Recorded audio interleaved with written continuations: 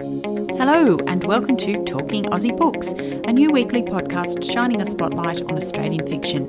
My name is Claudine Tinellis. As a writer and avid reader, I love chatting about books. And in this podcast, I'll chat to authors, publishers and readers, giving you, dear listener, insight into what's hot on the Australian fiction scene. So if you're looking for your next book recommendation or just want to know more about Aussie fiction writers, this podcast is for you. Grab yourself a cuppa, sit back and enjoy. I've said it before, but I'll say it again. Rural romance or rural fiction is going gangbusters in Australia at the moment. Readers simply can't get enough of the challenges of rural living, small town politics, and the hopefulness that drives people to continue to live and work on the land despite the hard work and heartache that often comes with it. For many of us, they offer us insight into a world that is far removed from life in a big city, a world where your nearest neighbour is kilometres away rather than mere metres, where everyone knows your business and where secrets are more closely guarded than the crown jewels. For others, they offer some escape from the rigours of rural life. They give us humour and hope, a way of making sense of some of the tough issues being faced by our rural counterparts in this fast-changing world. This last weekend saw me pleasurably ensconced within the pages of one such delightful book, a book I was sad to reach the end of and which had me thinking about the characters long after. The book is called The Farm at Peppertree Crossing and the author is Léonie Kelsall. Welcome to the podcast, Lee. Thank you so much, Claudine. Lee, congratulations on The Farm at Peppertree Crossing. As you can no doubt tell, I absolutely loved this book. Such a wonderful story filled with well-developed characters, both human and four-legged, and a very strong sense of place. You must be incredibly proud to be seeing it on the shelves around the country, especially since it's just made the top 10 new releases at Big W. Yes, it's quite a surreal feeling to wander into a bookstore or a department store and actually be able to go past those shelves that I've always kind of, put a hand over one side of my face so as not to have to look at everybody else's success. And now I can go in there and go, oh, that's mine. Oh, bless. I'm glad to know that I'm not the only one that feels that way sometimes. Well, see, I'll admit to anything. No shame. Well, it kind of makes you real, which I love. You may not so much in 20 minutes or so. That's hilarious. So how different has publication release been to what you thought it was going to be prior to COVID? I had big plans for a road trip right up the East Coast and I was going to hit everywhere. I'd actually wound back my professional business so that I would have time on my hands and be able to take every opportunity that's come up. But of course, those opportunities are not happening or not in the same manner, which means I now get to sit in pyjamas quite a lot and face a computer screen. So there is that occasional call that you think is going to be a radio interview and turns into a Zoom and then there's a mad scramble to try and look somewhat decent. But I don't really have anything to compare it to because my other releases were mostly in America, so obviously anything I did for them was also online. I understand this is not your first published novel, of course. I have other books under a pseudonym. Some are self-published, some are with American publishers. So how different has that whole publishing experience been to this one now? Very different. I have absolutely adored this experience with Alan and Unwin. They are so supportive, so helpful, so reachable. I've been amazed at how vast the team is. I assumed that I was just going to be dealing with one editor all the way through, and that's not the way that it works. So I sort of have a list of names up on my pin-up board so I can remember who I'm speaking to about what. But it's so lovely having somebody organise everything for me because with the American publishers and with independent publishing, you're very much on your own. And it feels like a very constant drive to get people to notice you, where this is a much more organic process from my side. Now, for those not lucky enough to have read your book yet, can you tell me a little bit more about it? Yeah, it's basically the story of a young woman living in Sydney who's done it very tough through her life. She went through the foster system and for her it didn't work out well. So she's quite abrasive, prickly character who's tried to protect herself from more hurt because she's experienced a lot in her life. And she receives a letter saying that she's inheriting this massive estate in South Australia. So it looks like it's going to be a simple rags to riches story But then she discovers that there are a number of conditions that she must meet to be able to inherit this property, and that's where the story moves to the country and we meet all the lovely country characters. Yes, indeed, a beautiful story. So can you tell me, what was the spark of inspiration behind this novel? There's actually two sparks, so made a bit of a bonfire. The first part was I had a dream. I'm a country girl myself. In fact, the town that I initially grew up in only had 11 kids enrolled at the school and now has a population of only about 14 or 16 people in total. So I was very aware of the fact that country towns are slowly dying out. There's very few first-generation farmers, and I had a dream of taking an imaginary town and populating it with characters who needed to move into the area for various reasons. So gradually the town is going to flourish and grow. So that was one part of the dream. The other part was my teenager, Taylor, brainstorms a lot of my work with me, or actually she just tells me off for a lot of things I say, but I like to call it brainstorming. There are loud words. And we spend a lot of time out on the family property in the Murraylands. And when we're there, my dad often buys us something lovely from the local bakery, or he'll make us a meal of crusty bread spread with liverwurst, sliced tomato and potato chips. And I know it sounds really, really disgusting, but it's actually not. It's quite lovely, but you really have to try it to believe it. So one day we're heading out to the farm and Taylor's going, oh, I know what I want for lunch. I hope they've got liverwurst. No, I hope they've got lamingtons. And then she went, oh, that's a great name for a book, Liverwurst and Lamingtons. So instead of going for lunch, we headed over to a scrub, sat next to a massive granite outcrop and brainstormed a book that was going to be set in the area, incorporate liverwurst and lamingtons in the story as it does. And for a long time, the book was actually titled Liverwurst and Lamingtons. But when it went to Annette Barlow, one of the first things she said to me was, well, about this title, would you be willing to change it? And I was like, if you want to publish me, I will do anything. Oh, I love it. I love it.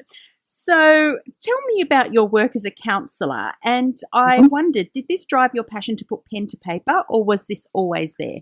No, I wrote my first novel when I was in my early 20s, when I had a couple of little ankle biters.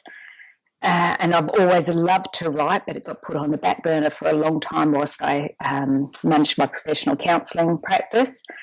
The counselling doesn't really come into the writing except in that it helps me develop the characters. All my characters have psychological reasoning behind being the way that they are. As you've mentioned, Ronnie is a product of the welfare system and she's seen some tragedy in her life. You wrote about this with a great deal of restraint, and yet you still managed to convey the horror of her experiences and how her past continues to affect her life. So I wondered how much of this was based on what you've seen in your work. Quite a lot. Nothing is based on any person that I've ever worked with, but nuances of the characters come from people that I've worked with, and also purely from imagination, because we are writers, aren't we? Indeed. So you've dealt with some really big themes in this book: abandonment, abuse, grief, loss. Were these themes that you specifically wanted to address, or were they more a product of the story that you wanted to tell? They were a product of the story that I wanted to tell. I do, as Sandy Docker will tell you quite openly, I do tend to write very dark, and then I have to lighten it to fit the genre. So I guess that's just the way my mind works. I often see the darkness in a situation, but I also always see the humour. It's a marriage of those two things. So it was never a case of addressing any of those themes. It was more a case of they fit as the characters developed in my mind as they became real. Those themes were part of that character's backstory, which then had to be explored, but just in a lot of cases just touched on, so that the reader knows that that's how the character has come to the place they currently are in. As you've said, Ronnie comes to Peppertree Crossing as the beneficiary of her Aunt Marion's will, and despite being a city girl through and through, and despite her best intentions, falls in love with the land. So it begs the question, is Peppertree Farm based on a real place, or more from your own experiences on your childhood farm?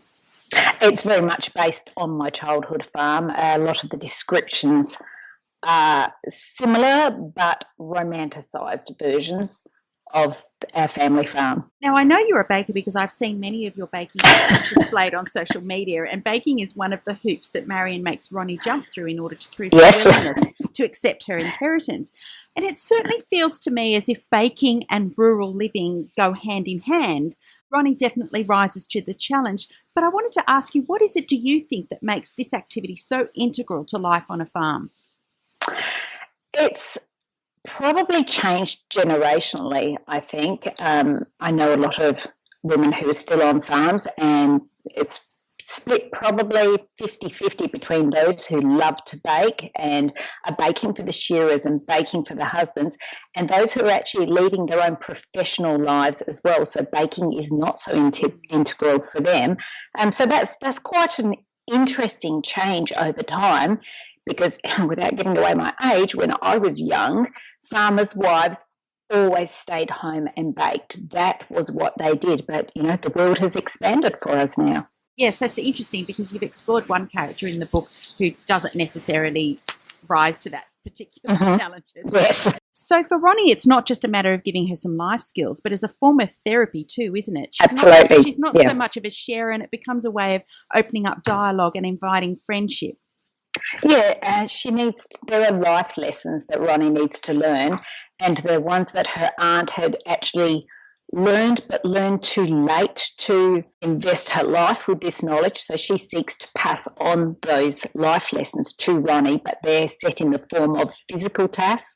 So Ronnie doesn't realise that she is actually evolving and basically working up Maslow's hierarchy of needs, if you want to put it in counselling terms.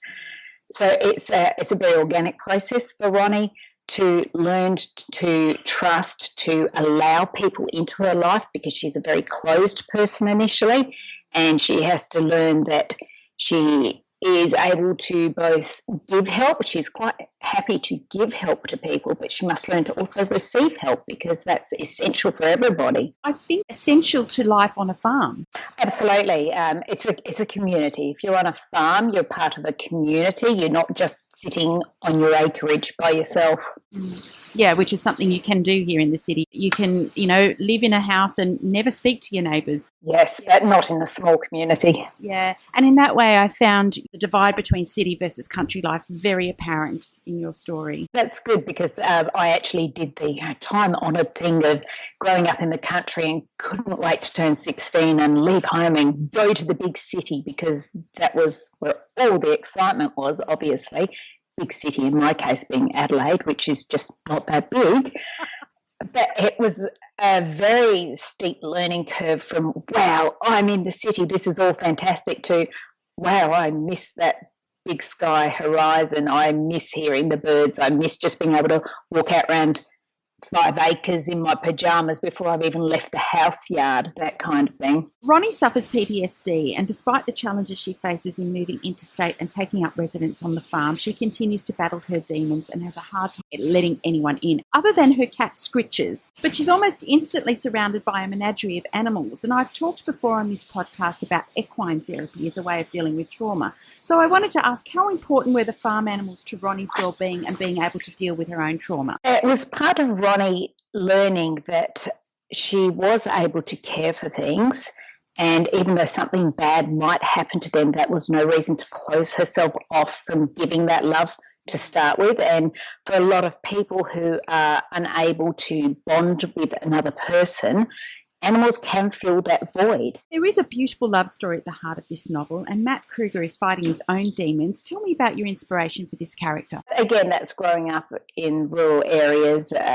Some of the things that Matt's going through are very common. There's a sense of guilt about, I don't want to give away any spoilers, but there's a sense of guilt about not wanting to stay on the farm, about having dreams that go beyond being a farmer.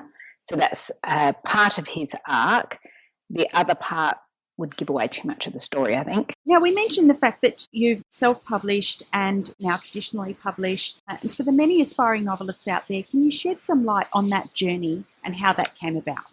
Yeah, I've actually been fortunate to have the most amazing fun journey. Started with writing a book very many years ago, before computers actually. And back then, to have any chance of getting published, you needed to send your entire manuscript, generally overseas to the UK, to see how you'd go there. And obviously that was very expensive and there weren't very many places to send it, so I didn't do too much of that. And then I put my manuscript aside for some time after I had some very nice replies that were enough to make me think, maybe I can write. Then I put it aside, raised kids, had a career, all that kind of stuff. And then I discovered Twitter and found there was a whole writing community on Twitter, which sort of blew me away. And there was all information there about how to approach publishers. And because it was largely American-based, the advice was that you needed to get an agent before you could do anything about getting published. So I pursued that path, and I was fortunate that I got a New York literary agent quite early in the piece, and then it was her job to pitch my work to the various publishers. So I had some books published by US publishers, but then I had a friend who was dealing with failure that comes with trying to write. It's not actually failure, but there's a lot of rejection that comes with pitching your books. And she was dealing with that. She's a brilliant writer, and she would get to acquisitions time and time again and just not get published. So I said to her, well, why don't we try co-writing something and independently publish it, just for laughs and see how it goes. So we co-wrote a book, and that very quickly turned into a series that did extremely well. And so that helped her. She's still independently published, but she has a stack of books out under various names, and she's doing amazingly well. I did other books that I self-published, but I'm not very good in that field because you do have to promote yourself all the time. And you also have to write to the market, which I'm incredibly bad at. She was always telling me off, saying, no, you can't do that now, Story, because that's not how the market is at the moment. But I want to write that. Don't be mean.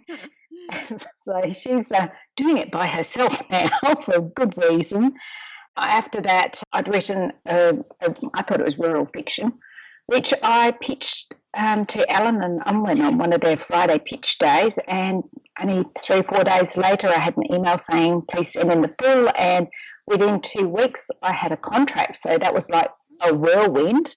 Yeah, it was really fast, really exciting, and it's definitely where I want to be. Oh, that's amazing. I love that story. Lee, what tips would you offer to anyone who's looking to get published or about the writing process generally? If you're looking to get published, don't limit yourself to seeking out a publisher, because there are few positions with publishers and a lot of people who want to be published. Investigate independent publishing or self-publishing, as it tends to be called here, because that is viable. And if you are quite rigid and will write to whatever the current expectation is, you can do really, really well in it. And you can have your books printed. You can get them on bookshelves in some bookshops. So you can follow your journey that way. It's not all about getting one of the larger publishers to sign you up.